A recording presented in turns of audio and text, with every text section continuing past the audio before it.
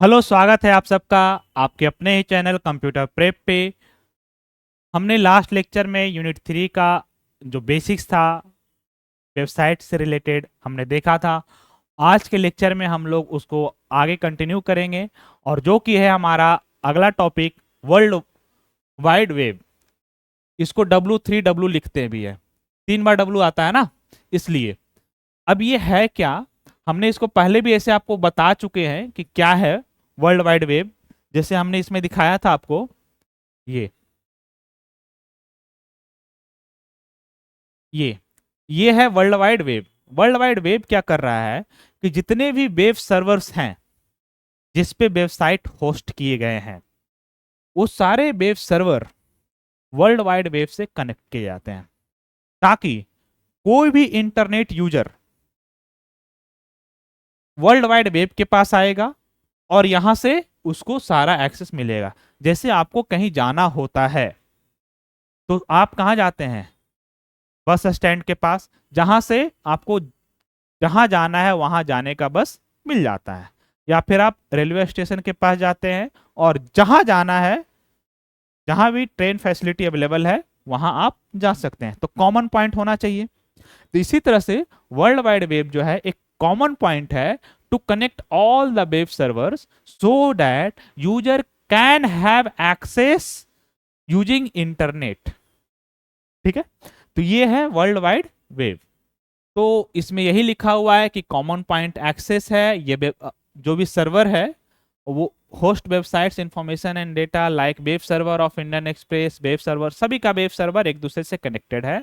और जो यहाँ वेबसाइट वेब पेज एक जगह से दूसरे जगह ट्रांसफर किया जाता है उसके लिए प्रोटोकॉल जो यूज किया जाता है HTTP, है ना, हाइपर टेक्स्ट ट्रांसफर प्रोटोकॉल। अब लोग कंफ्यूज हो सकते हैं कि तो फिर ये www और इंटरनेट क्या सेम है क्या? नहीं, ये दोनों सेम नहीं है। जो www है वो कनेक्ट करता है सारे वेब सर्वर को, और इंटरनेट में सिर्फ वेबसाइट ही नहीं होता है। आप व्हाट्सएप में मैसेज करते हो, लाइव स्ट्रीमिंग देखते हो, फाइल इधर से उधर ट्रांसफर करते हो, ये तो वेबसाइट का पार्ट नहीं है ना। वेबसाइट में तो आपको सिर्फ वेब पेज दिखता है। तो इंटरनेट का मतलब होता है इंटरकनेक्टेड नेटवर्क, और उनके बीच यदि डेटा कोई भी डेटा ट्रांसफर होता है थ्रू इंटरनेट। लेकिन यदि सिर्फ वेब पेजेस का ट्रांसफर हो रहा है एक जगह से दूसरे जगह, तो उसके लिए www कॉमन पॉइंट है। लेकिन वो www को एक्सेस करने के लिए भी यूजर को इंटरनेट की जरूरत पड़ती है, क्योंकि हमने आपको यह बताया था कि ये जब आप देख रहे हैं तो वर्ल्ड वाइड वेब कहीं है, लेकिन आपके पास तो ये सिस्टम है ना, आपके पास लैपटॉप है। आप इस लैपटॉप से इस यहां तक कैसे पहुंचोगे? तो वाया इंटरनेट ही ना। आपको कौन इंटरनेट प्रोवाइड करेगा? जियो या Airtel, ISP, internet service provider. Clear है? तो इंटरनेट और www दोनों डिफरेंट है। क्लियर है? वेब ब्राउजर, हमने वेब ब्राउजर ऐसे देखा है, इसके बारे में भी कुछ क्वेश्चन पूछे जाते हैं और डिटेल में, तो हम बता देते हैं। जैसे ये आपको मैंने यहाँ पे जो ओपन करके दिखाया था, ये भी क्या था, एक ब्राउजर ही है। ये ब्राउजर ही है, हमने ब्राउजर दिखाया। तो कई सारे ब्राउजर हैं, हम इसके बारे में हिस्ट्री भी देखते हैं कि कैसे ब्राउजर आया। जैसे इंटरनेट है जो 1960 के अराउंड, 69 के अराउंड आ गया था इंटरनेट। बट जो ये वेबसाइट का जो चीज है वो 90 के दशक में आया है, 1990 के आसपास। ठीक है, लगभग 20 साल बाद। अब वेब ब्राउजर क्या है? वेब ब्राउजर एक सॉफ्टवेयर एप्लीकेशन है। जैसे क्रोम हो गया, मोजिला हो गया, ये सभी क्या एक सॉफ्टवेयर एप्लीकेशन है जिसके थ्रू आप वेब पेजेस को या फिर वेबसाइट को एक्सेस करते हो और उसके वेब पेजेस को देख पाते हो। ठीक है, ये क्या करता है, एक सॉफ्टवेयर यूज करता है जिसको हम लोग बोलते हैं रेंडरिंग इंजन। याद रखिएगा, ये पूछा जा सकता है कि क्या होता है, किसके थ्रू किया जाता है। तो एक रेंडरिंग इंजन होता है। ये क्या करता है, जो भी डेटा है उसको यदि इमेज का है तो इमेज में कन्वर्ट करेगा, ठीक है, टेक्स्ट है तो टेक्स्ट में कन्वर्ट करेगा। तो डेटा को कन्वर्ट करता है ये रीजनिंग रेंडरिंग इंजन इमेजेज और टेक्स्ट में, और आपको वेब पेजेज पे वो शो किया जाता है। कई सारे वेब ब्राउजर है, हम इसकी हिस्ट्री भी देखेंगे कैसे कैसे वेब ब्राउजर आया और क्या क्या है ये वेब ब्राउजर। जैसे कि वेब ब्राउजर जो आया वो आया 1990 में, और सबसे पहला जो वेब ब्राउजर था जिसका नाम था वर्ल्ड वाइड वेब, अलग है वर्ल्ड वाइड वेब। और ये ब्राउजर का नाम था उस समय 1990 में जब ये आया, तो उस ब्राउजर का नाम ही रखा गया था वर्ल्ड वाइड वेब। बनाया किन्होंने था ये पूछा जा सकता है, टिम बर्नर्स ने 1990 में। लेकिन बाद में हम लोग वर्ल्ड वाइड वेब एक अलग टर्म कॉइन किए कि सारे वेब सर्वर कनेक्टेड होंगे और एक जाल बनेगा जिसको हम लोग www के नाम से जानेंगे, यानी वर्ल्ड वाइड वेब के नाम से जानेंगे। तो कंफ्यूज हो जाएगा कि ब्राउजर भी होगा और ये भी कॉमन पॉइंट भी होगा, ऐसा तो नहीं हो सकता। तो फिर इसको चेंज किया गया और इसका नाम रखा गया नेक्सस। तो पहला web browser world wide web है जिसको बाद में नाम बदल करके नेक्सस रख दिया गया। इसके बाद जो अगला वेब ब्राउजर आया वो मोजेक आया, और ये मोजेक ग्राफिकल्स वगैरह कंटेंट प्रोवाइड करता था।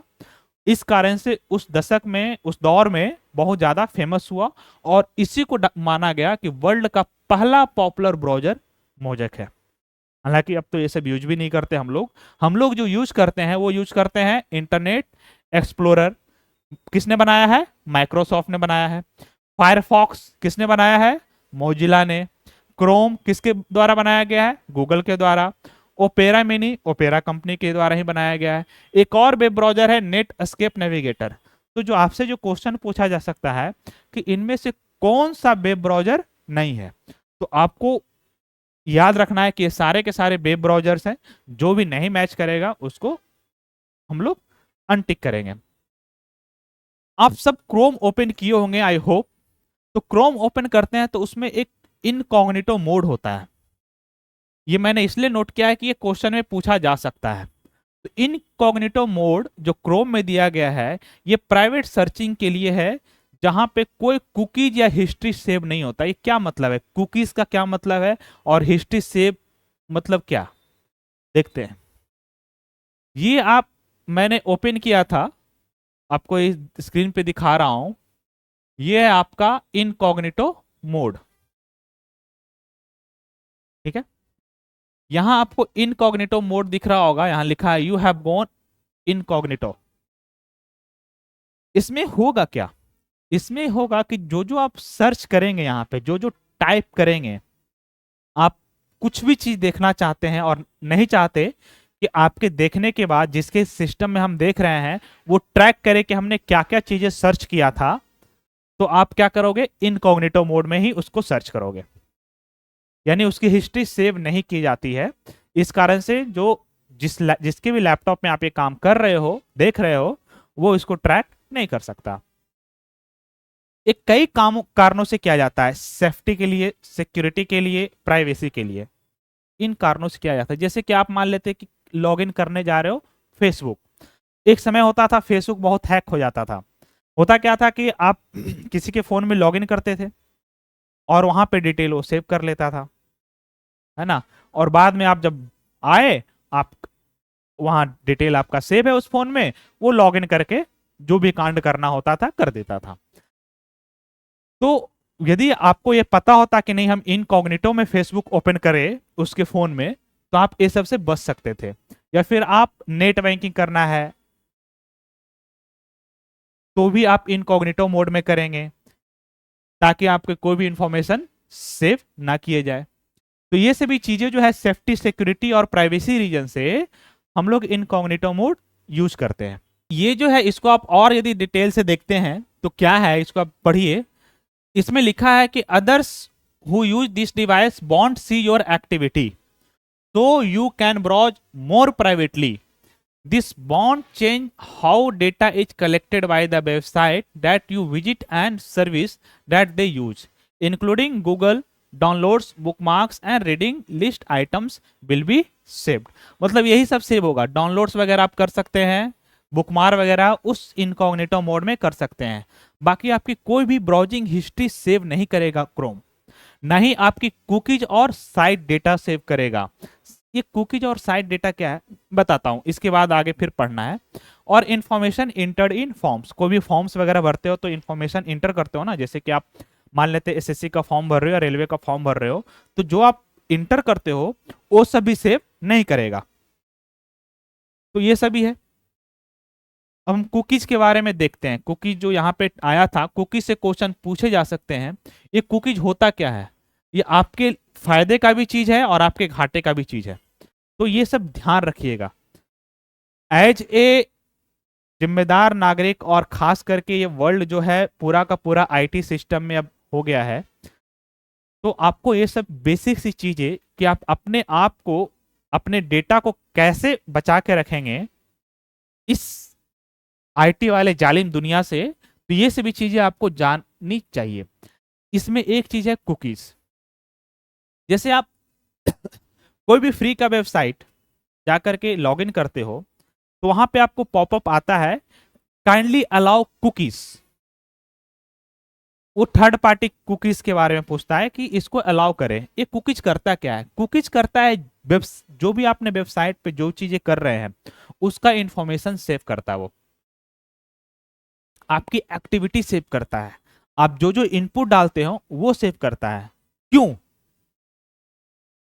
कि वो कई रीजनों से करता है। जैसे कि आप मान लेते हैं कि फ्लिपकार्ट पे जा करके आपने एक क्रिकेट बैट सर्च किया, ठीक है, और आप देखेंगे कि आप बैठे हुए हैं और आप जब कोई दूसरा हॉटस्टार ओपन किए हैं तो वहां भी ऐड आ रहा है, पॉपअप कर रहा है, वो कर रहा है क्रिकेट से रिलेटेड, या फिर फ्लिपकार्ट ही आपको ऐड भेज रहा है क्रिकेट से रिलेटेड। क्यों? उसको कैसे पता चला कि हमने क्रिकेट, हॉटस्टार पे ऐड आ रहा है, हमने फ्लिपकार्ट में सर्च किया था क्रिकेट और हमको ऐड सिर्फ बैट का आ रहा है? कैसे? ये कुकीज के कारण। कुकीज क्या कर रहा है? आपके एक्टिविटी को रिकॉर्ड करता है और फिर वो कई सारे पार्टी को पहुंचा देता है कि इसने क्रिकेट बैट सर्च किया है। या फिर आप यूट्यूब पे किसी खास तरह के यदि आप वीडियो देखते हैं तो आपको उसी तरह के वीडियोस फिर आपको न्यूज फीड में मिलेंगे। ये सब क्यों? तो ये सब कुकीज के कारण। कुकीज क्या करता है? यूजर के एक्टिविटी को एनालाइज करता है, पहले सेव करता है फिर एनालाइज करता है कि इसके क्या लाइक्स हैं, क्या डिसलाइक्स हैं, और उसी के अकॉर्डिंग इसको कंटेंट प्रोवाइड किया जाए। यदि आप मोदी विरोधी वीडियो देखते हैं तो आपके न्यूज फीड में वही सब आएगा। यदि आप मोदी के समर्थन में वीडियो देखते हैं तो न्यूज फीड में वही आएगा। तो ये सभी कुकीज के कारण होता है। कुकीज ये सब इंफॉर्मेशन सेव करता है। कुकीज और भी इंफॉर्मेशन सेव करता है, जैसे कि आप मान लेते हैं कि एसएससी के वेबसाइट पे लॉगिन करते हैं जहां पे यूजर आईडी और पासवर्ड डालते हैं, कुकीज वो इंफॉर्मेशन सेव करता है। और अब जब दोबारा एसएससी के वेबसाइट पे जाते हैं तो ऑटोमेटिकली यूजर आईडी और पासवर्ड की जगह वो आपको फीड कर देता है और आप सिर्फ ओके क्लिक करते हैं, ऑलरेडी वो फीड कर दिया जाता है। ये काम कौन करता है? कुकीज करता है। तो कुकीज का काम तो समझ ही गए होंगे कि कुकीज कर क्या रहा है। आपके लाइक्स डिसलाइक्स, जो भी आप एक्टिविटी कर रहे हैं उस सब को सेव करता है और उसको एनालाइज करता है।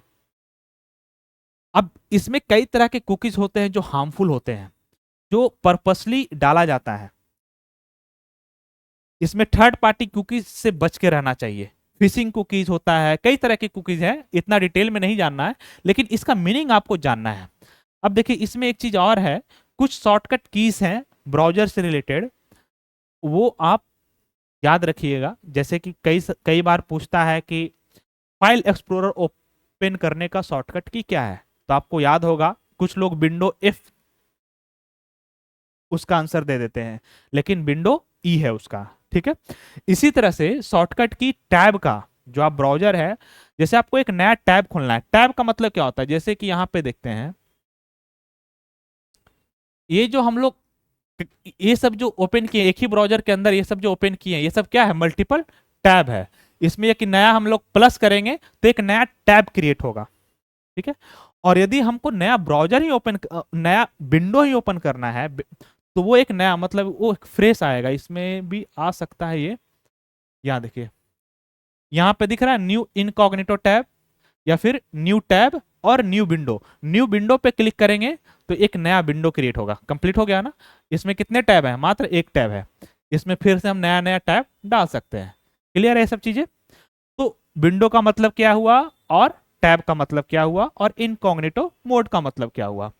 तो इसमें शॉर्टकट की है कंट्रोल प्लस टी। यदि हम प्रेस करते हैं तो एक नया टैब क्रिएट होगा। इसी तरह से आप यदि कंट्रोल शिफ्ट प्लस टी तो पहले के प्रीवियसली क्लोज टैब रिस्टोर हो जाएंगे। जैसे यहां पे जो है ना, इसमें तो मैं प्रेस करके आपको दिखा नहीं पाऊंगा, बट यहाँ पे एटलीस्ट इतना तो दिखाई दे सकता हूं। जैसे कि यहाँ पे ये कई सारे ब्राउजर ओपन है, मैंने ये इसको कैंसिल कर दिया और मुझे अरे क्यों कैंसिल कर दिया, क्या ओपन किया था, उसमें तो अच्छा कंटेंट था। आपको वापस से वो टैब चाहिए तो कंट्रोल शिफ्ट और टी तीनों एक साथ प्रेस करेंगे तो जियो सिनेमा वाला वापस से टैब यहाँ पे आ जाएगा। समझ में आ रहा ये क्या है? इसी तरह से कंट्रोल एन एक नया विंडो ओपन करेगा, टैब नहीं विंडो ओपन करेगा। और इनकॉग्निटो मोड में जाना है आपको तो control plus shift plus N, incognito mode open हो जाएगा। तो ये था। एक और चीज है अपलोडिंग एंड डाउनलोडिंग। ये आपको सिलेबस में भी लिखा हुआ है, अपलोडिंग और डाउनलोडिंग। ये क्या होता है? जैसे आप टेलीग्राम से वीडियो डाउनलोड करते हैं अपलोड करते हैं क्या? टेलीग्राम वगैरह पे अपलोड होता है। जैसे आप किसी को अपने साथी दोस्तों को यदि कुछ भेज रहे हैं तो पहले आप अपलोड करेंगे कहाँ पे? सर्वर पे। और फिर जो आपका साथी है वो डाउनलोड करेगा। तो ये कौन सा सर्वर पे अपलोड होगा? तो टेलीग्राम के सर्वर पे अपलोड होगा। और फिर आपका साथी के यहाँ पॉपअप जाएगा कि आपको मैसेज भेजा गया है और वो उसको क्या करेगा? डाउनलोड करेगा। कोई फाइल भेज रहे हैं तो वो डाउनलोड करेगा। इसी तरह से व्हाट्सएप में आप कुछ भी डॉक्यूमेंट्स, फाइल, इमेज जो भी भेजते हैं पहले आप अपलोड करते हैं। कहाँ अपलोड होता है? व्हाट्सएप के सर्वर पे। और इंटरनेट के थ्रू आपका दोस्त फिर उसको डाउनलोड करेगा। और भी आप गूगल ड्राइव पे जाते हैं और सेव करने के लिए अपना क्या इमेजेस, तो ड्राइव पे जाकर के आप अपना इमेज सेव करते हैं। तो ये अपलोडिंग का मतलब है कि आप कोई भी कंटेंट अपने लैपटॉप से यदि सर्वर पे या इंटरनेट पे अपलोड कर रहे हैं यानी वहां पे स्टोर कर रहे हैं तो वो कहलाएगा अपलोडिंग। और यदि इंटरनेट सर्वर से अपने सिस्टम में डाउनलोड कर रहे हैं तो वो कहलाएगा डाउनलोडिंग। यानी पब्लिक नेटवर्क से आप अपने पब्लिक नेटवर्क का मतलब क्या है? जो सबके लिए एक्सेसिबल हो, जो कि क्या है? इंटरनेट। तो सबके लिए एक्सेसिबल है। और आपका लैपटॉप क्या है? प्राइवेट चीज, हर किसी को नहीं मिलेगा। तो आप अपने प्राइवेट लैपटॉप में यदि पब्लिक नेटवर्क से कुछ चीजें स्टोर कर रहे हैं उसको बोलेंगे डाउनलोडिंग।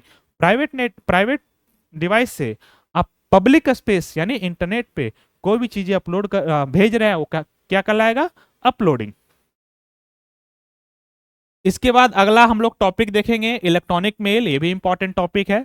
तो यहां से हमारा web browsing, website, web server, URL, domain name, ये सब बेसिक सी चीज खत्म होती है। हालांकि हम लोग डोमेन नेम और यूआरएल के बारे में आगे भी पढ़ेंगे यूनिट 4 में डिटेल से, जब हम लोग नेटवर्किंग पढ़ेंगे। ठीक है। तो ये हमारा सेकेंड लेक्चर खत्म होता है यूनिट 3 का। Thank you. आई होप कि आप लोगों को समझ में आ रहा होगा। और जो भी इशू आ रहे हैं आप हमें टेलीग्राम चैनल पे इसके बारे में पूछ सकते हैं। धन्यवाद।